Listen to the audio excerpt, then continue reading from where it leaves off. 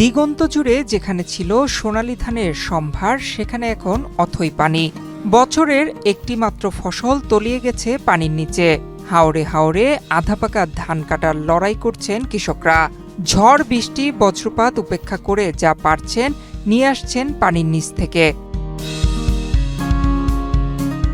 হাওর অধ্যুষিত সুনামগঞ্জে মাস জুড়ে থেমে থেমে বৃষ্টি হচ্ছে। বৃষ্টির পানিতে সৃষ্টি হয়েছে জলাবদ্ধতা, এর সঙ্গে যুক্ত হয়েছে উজানের ঢল। অনেক হাওরের নিচু এলাকার পাকা ও আধা পাকা ধান তলিয়ে গেছে পানির নিচে। কোথাও পানির নিচে ডুবেছে স্তূপকৃত মাড়াই করা ধানও। বছরের একটিমাত্র ফসল হারিয়ে দিশেহারা এসব কৃষকরা। আজকের যে পানিটা প্রায় 1 হাতের উপরে বাড়ছে, কিন্তু এখন কামলাও পাওয়া যাচ্ছে না, সব ধান তলিয়ে গেছে।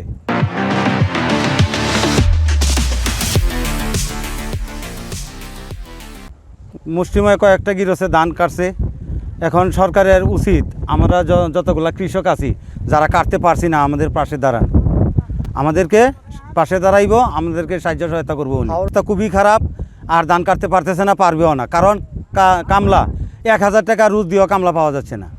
কোনো এই বাতাসে বৃষ্টির মাঝে তো ধান কাটতেছে না তারা। হ্যাঁ, এখন তারা যে ভয় পাইতেছে এই বাতাসের মাঝে, ঠান্ডা পানির মাঝে ধান কাটতেছে না। হ্যাঁ, বজ্রপাত তো খুব বেশি বজ্রপাত হয়েছে আজকে রাত্রি, সারা রাত্রি বজ্রপাত হয়েছে, 1 হাতের উপরে পানি বাড়ছে আজকে রাত্রি। ইতোমধ্যে শাল্লা উপজেলার চাপাতির হাওর, ভারাম হাওরে ভান্ডাবিল হাওর, সদর উপজেলার দেখার হাওর, ঝাওয়ার হাওর, বিশম্বরপুর উপজেলার খরচার হাওর, তাহিরপুর উপজেলার শনির হাওর, মাটিয়ান হাওর, গুররাম হাওর সহ অনেক হাওরের নিচু এলাকার জমির ধান পানির নিচে তলিয়ে গেছে। সেই সব হাওরে পানির সঙ্গে লড়াই করে যতটুকু পারেন কাঁচা পাকা ধান তুলে আনার চেষ্টা চালাচ্ছেন কৃষকেরা।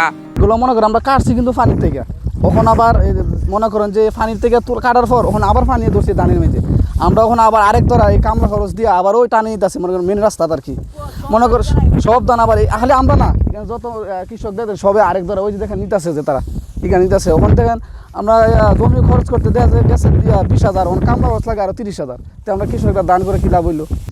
আমরা যখন কেন খাম করি আর আবহাওয়া খারাপ করে যে বড় বড় টাটা মারে, একটু সময় পরপর মেঘায়, আর এই বাতাসের মাঝে ঠান্ডা কোমর পানির মাঝে যাও খাটের আমদান নিচে যারা আসলো কাটতেছে না। অনেকে গতকালকে কাটছিল, আজকে আর কাটতে পারেন না, পানির তলে গেছে কি। আমরা এগুলো পানির তলে গেছি কি, আমরা কাটেরাম অনেক কষ্ট কইরা আগতবার পরে পরে যে জরিয়ায় মেঘায় বড় বড় টাটা দে দৌড়িয়া যাওয়া লাগে ওই দোকানও, আবার আওয়া লাগে। আর শীতে কাঁপাইলে আর একজনের পলিথিন টলিথিন হতোটা পাইছি, এই হালে দিন যার। ভাই পানি একবার কাটছি খেতে কামলা দিয়ে, এই পানি বাজে কাটটা ওখানে একবার তুলসি টানো, টানো আগে পানি আইছে, এই পানি আগে তো ভাই 3-4 দিন কষ্ট হচ্ছে ভাই। এ পর্যন্ত হাওরে 55 ভাগ ফসল কাটা সম্পন্ন হয়েছে বলে জানায় কৃষি বিভাগ। সেই সাথে 7,000 হেক্টর জমির ফসল জলাবদ্ধতা ও শিলাবৃষ্টিতে বিনষ্ট হয়েছে বলে দাবি তাদের। সুনামগঞ্জ জেলা হাওর অধ্যুষিত জেলা, এই জেলার প্রধান ফসল হচ্ছে বোরো। আমাদের জেলায় বড় ফসলের লক্ষ্যমাত্রা হচ্ছে 2,23,505 হেক্টর ছিল, অর্জিত হয়েছে 2,23,511 হেক্টর। ধানের ফলন মোটামুটি সন্তোষজনক, আগাম বৃষ্টি হওয়াতে ধানের ফলন কিছুটা বেড়েছে। পাশাপাশি কয়েকদিন যাবৎ বৃষ্টির কারণে বিভিন্ন জায়গায় জলাবদ্ধতা সৃষ্টি হয়েছে, এতে কিছু জমি আমাদের প্রাথমিকভাবে আক্রান্ত হয়েছে, সেটার পরিমাণ হলো 5,000-5,500 হেক্টর। ধান কর্তন পুরোপুরি চলছে, আবহাওয়ার কারণে কিছুটা বিলম্বিত হচ্ছে, আজকে বরি আবহাওয়া ছিল, কিছুটা বিলম্বিত হচ্ছে, আর বিগত দিনগুলোতে ধান কর্তন স্বাভাবিকভাবে চলছিল।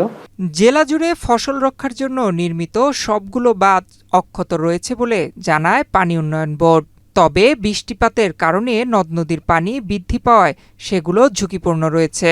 আবহাওয়া অধিদপ্তরের তথ্য মতে আমাদের 28 তারিখ থেকে 30 তারিখ পর্যন্ত সুনামগঞ্জ জেলায় ভারী থেকে অতি ভারী বৃষ্টিপাত রয়েছে এবং এর উজানেও ভারী থেকে অতি বৃষ্টিপাত রয়েছে। তো আজকে গত সকাল 24 ঘন্টা সুনামগঞ্জ নদীর পানি 35 সেন্টিমিটার বৃদ্ধি পেয়েছে। তো আমরা বাঁধে মনিটরিং করতেছি, বিভিন্ন জায়গায় যদি কোনো দুর্বলতা খবর পাই সেখানে আমরা ব্যবস্থা নিচ্ছি।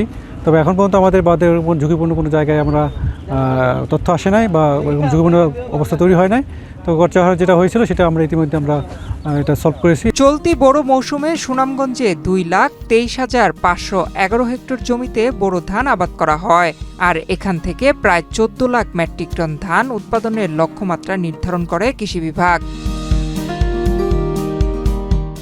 ডেস্ক রিপোর্ট, বাংলাদেশ প্রতিদিন।